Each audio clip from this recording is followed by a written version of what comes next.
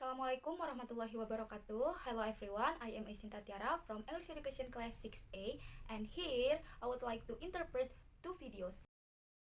Shakespeare has written of all life's woes. I've read Whitman and Blake and Edgar Allan Poe. But they're too deep for me, I make no excuse. I relate better to Dr. Seuss. Shakespeare telah menulis tentang semua kesengsaraan hidup. Saya pernah membaca Whitman, Blake, and Edgar Allan Poe. Tapi semuanya itu terlalu dalam bagi saya. Saya tidak membuat alasan. Saya berhubungan lebih baik dengan Dr. Seuss. You have brains in your head, you have feet in your shoes. You can steer yourself any direction you choose. All the places you will go, all the seeds you will sow as you embark on your life ahead. Kamu memiliki otak di kepalamu, kamu memiliki kaki di sepatumu, dan kamu dapat mengarahkan dirimu sendiri ke arah mana yang kamu pilih. Semua tempat yang kamu tuju, semua benih yang kamu tabur saat kamu memulai hidupmu ke depan. Now here's a little light that maybe I can shed. Respect is something that you have to earn. Don't hold a grudge or let bridges burn. Hold tight to your dreams. Don't ever sway, or you could spend 40 years reliving Groundhog Day. Sekarang inilah sedikit nasihat yang akan saya berikan kepadamu. Rasa hormat adalah sesuatu yang harus kamu miliki. Jangan pernah kamu menyimpan dendam. Pegang erat-erat impianmu, jangan pernah goyah atau kamu akan menjalani hari-hari yang monoton secara berulang-ulang tanpa adanya sebuah perkembangan. You are not defined by the size of your thighs, and listen to your heart because it never lies. Embrace your differences. It's the distinction you got. Never try to be something you're not. And be of service. Help your fellow man. You don't have to do much, just do what you can. Dirimu tidak ditentukan oleh ukuran pahamu. Dengarkan kata hatimu, karena hati tidak pernah berbohong. Terima semua perbedaan yang kamu dapatkan. Jangan pernah menjadi orang lain. Kamu tidak perlu melakukan banyak hal. Namun, kamu hanya perlu melakukan apa saja yang kamu bisa. Sometimes the greatest gift is the gift of your time. And you can give that if you can't spare a dime. A promise is a promise and yours to keep. Make your word your bond, set in concrete. And look people in the eyes whenever you meet. And those, my friends, are words you can tweet. Terkadang, pemberian terbesar adalah waktu yang kamu miliki. Kamu dapat memberikannya jika kamu tidak dapat membantunya secara material. Janji adalah janji, janjimu harus ditepati. Jadikanlah kata-katamu sebagai ikatan dalam dirimu.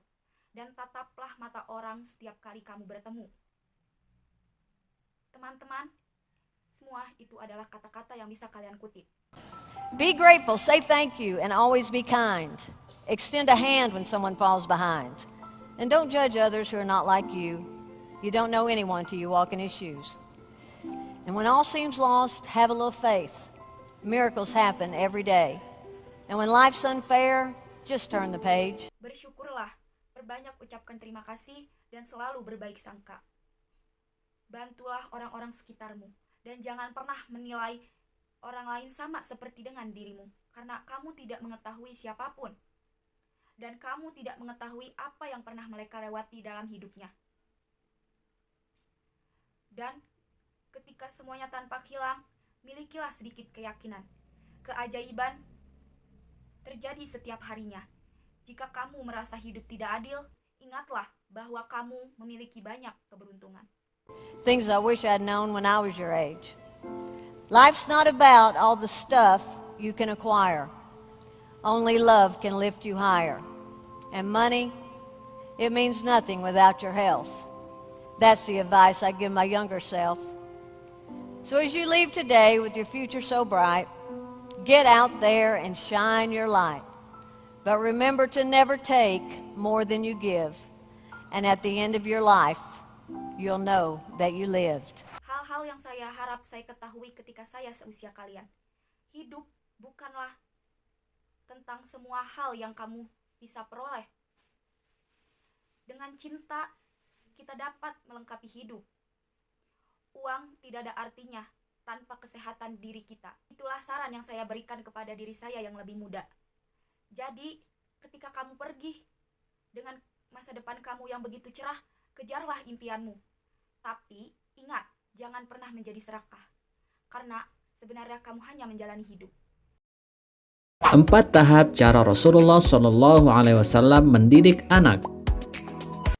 4 stages educating children the way Rasulullah Sallallahu Alaihi Wasallam. Yang pertama, di usia anak 0 sampai 6 tahun, perlakukanlah anak dengan lemah lembut. Rasulullah Shallallahu Alaihi Wasallam menganjurkan kepada kita untuk senantiasa berlemah lembut, mengasihi dan menyayangi terhadap anak yang masih berusia 0 hingga 6 tahun. First is children age 0 until 6 years. Treat children gently. Rasulullah Sallallahu Alaihi Wasallam recommends we always be gentle, loving, and fond who are still the children age 0 until 6 years. Kedua, pada usia anak 7 sampai 14 tahun, perkenalkanlah anak tanggung jawab dan disiplin. Pada tahap ini, kita mulai menanamkan nilai disiplin dan tanggung jawab. Sebagaimana dalam hadis yang diriwayatkan oleh Abu Daud, perintahkanlah anak-anakmu untuk sholat saat mereka telah berusia 7 tahun, dan pukullah mereka jika meninggalkannya ketika mereka berusia 10 tahun, dan pisahkanlah tempat tidur mereka. The second is children age 7 until 14 years. Introduce the children to responsibility and discipline. At this stage, we begin to instill the value of responsibility and discipline.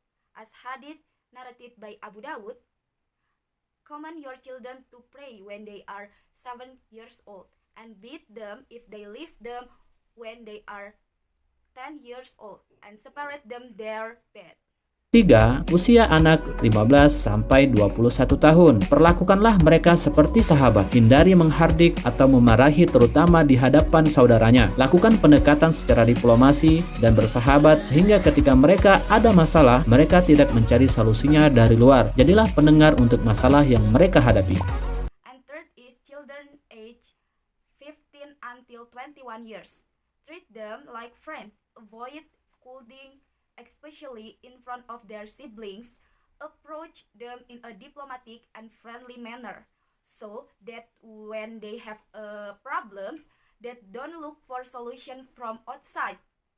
Be a listener to the problem they face. Keempat, usia anak lebih dari 20 tahun ke atas. Berikanlah anak kita kepercayaan dan kebebasan untuk memutuskan. Fase ini adalah masa orang tua untuk memberikan sepenuhnya kepercayaan kepada anak-anak dengan memberi kebebasan dalam membuat keputusan mereka sendiri. Orang tua hanya perlu memantau, menasehati dengan diiringi doa agar setiap tindakan yang mereka ambil adalah tepat. And the last is more than 21 years and over. Give our children the trust and freedom to decide it. This phase is the time for parents in give full trust to their children by giving them freedom to make their own decision. Parents only need to monitor and advise accompanied by prayer so that every action they take is right. That's all from me. Thank you for your attention. Wassalamualaikum warahmatullahi wabarakatuh.